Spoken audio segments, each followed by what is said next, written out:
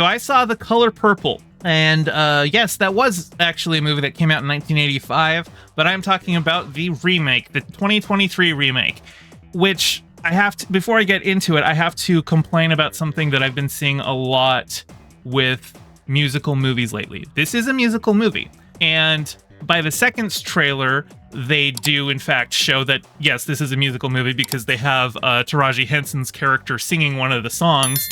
But like, there have been a lot of musicals that have been like coming out recently or are about to come out. Like at time of recording, Mean Girls is coming out in like 2 weeks.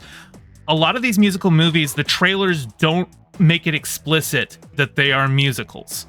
And like, I feel like if you're going to make a musical movie, you should show a character singing one of the songs in the movie in the trailer. Like Wonka. I don't think any of the Wonka trailers had any of the actual singing in there. There's shots of people dancing and stuff like that. And, you know, because it's a Wonka movie and all of the Wonka movies to this point have been musicals, so there is a built-in expectation there. But even so, musicals are a niche. Not everyone likes them. And in my experience, the people who don't like musicals really don't like them. So I don't think you should be advertising a musical and hiding the fact that it's a musical to trick people into seeing something that they're going to hate, right? Like, that just seems scummy to me. With that out of the way, let's talk about The Color Purple. If you've seen the 1985 movie, this is the exact same story. I would say it's probably, it takes the more like memorable scenes from the original movie and uses those and like has like songs shoot in between those scenes.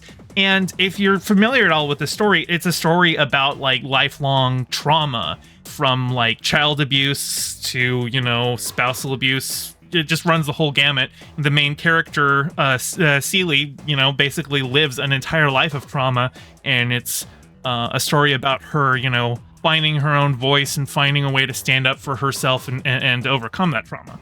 And because it's a musical, they kind of do a thing, and I'm sure that this was a deliberate choice where the dark moments in her life are portrayed without music. They are portrayed as this is what happens in the real world, and then the musical numbers kind of have the more like heightened reality to them, or where they're more explicitly like songs like that may not be exactly happening, but they're happening in like the character's head, like how the Chicago musical movie did it. But that creates a tonal dissonance because all of the songs are more about like, you know, the hopes and desires of the characters, and they're more about, you know, the longing for something better, and like they're more happy is what I'm saying. And so for you to have all of the songs be bright, happy numbers mixed in between scenes of basically child trafficking, it's a real tonal disconnect. And like, I know it was a deliberate choice, but they should have had some sad songs in the beginning. It just, it didn't work for me. Let's see. The cast is stellar. Fantasia Barrino, she really pulls her weight as the main character. And given that Whoopi Goldberg was nominated for the original role in '85, I would be shocked if they don't at least give Fantasia the same treatment. If you're not familiar with the name Fantasia Barrino, she was, I think, the 4th winner of American Idol. And I hadn't really seen anything happen with her career since American Idol, but she's got an amazing voice. It's my understanding that she was the lead for the Broadway version of The Color Purple, and it's also my understanding, I thought originally going into this that this was just a straight adaptation of the Broadway musical, but it's not. They took a lot of elements from the Broadway musical, but mixed it with the film and the original book. I assume mostly because people going into it are going to be more familiar with the movie.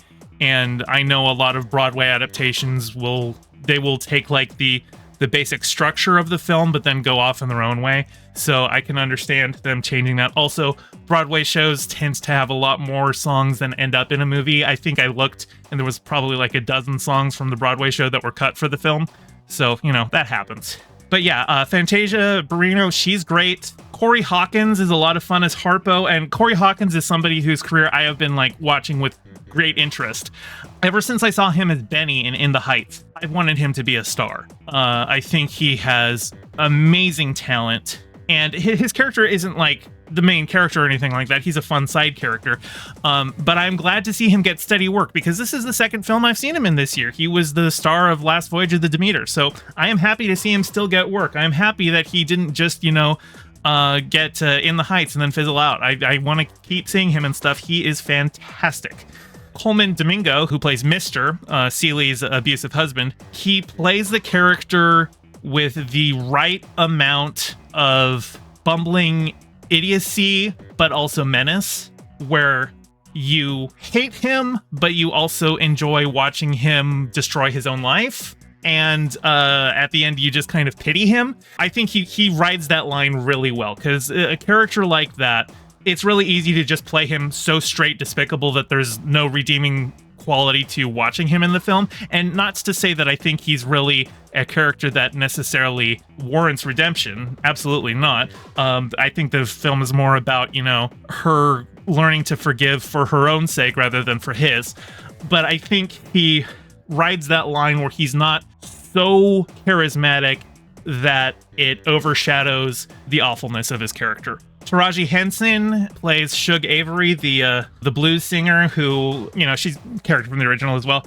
And I like Taraji Henson. I don't think she's the strongest actor. I think she's very tropey in the way that she plays a lot of her roles, which is entertaining. But like, if you've seen a bunch of her roles, you're just like, okay, she's basically playing the same kind of character that she usually does. I would say, finally, it's talking about the story itself. It literally is. It's just, if you've seen the original movie, you know the story. So I don't really need to get into that here. What I will say, though, is the movie has a 2 hour and 20 minute runtime. So it's a pretty long movie. But even with that length, the ending feels really rushed. I wanted to see more emotional catharsis of Seeley, being reunited with her family at the end. But we really only get a brief scene of that before it goes into a big group number, and then all just kind of gets washed into the general, oh, here we are rejoicing in how our lives have wound up, but without the direct focus on her, longing to see her sister for decades and finally getting it. That happens, and then it just kind of gets washed away amidst the big group number. I would have liked them to spend a little bit more time there. The musical numbers themselves, none of them really stand out to me except for Push the Button, which is the number that Taraji Henson sings that's in the trailer, which I gotta say it's a really funny song, because when I saw the trailer, I didn't know what Push the Button was about. But if you've actually seen the movie or just look up the song, it's a song where she's just explaining how to find the clitoris.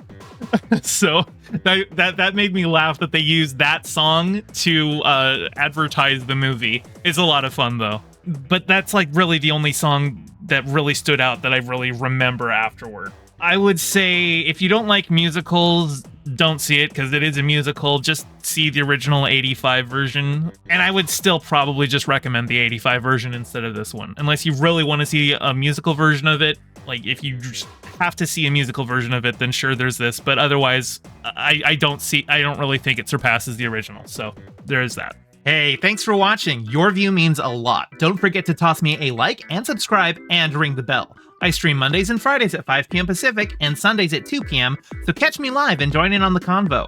You can find all my socials in the description below, and thank you to all my patrons, with a very special shout out to my Whale Shark tier patron Ryan D and my Anemone friend tier patron Pistol Cakes. Your support means the world. Catch you next time.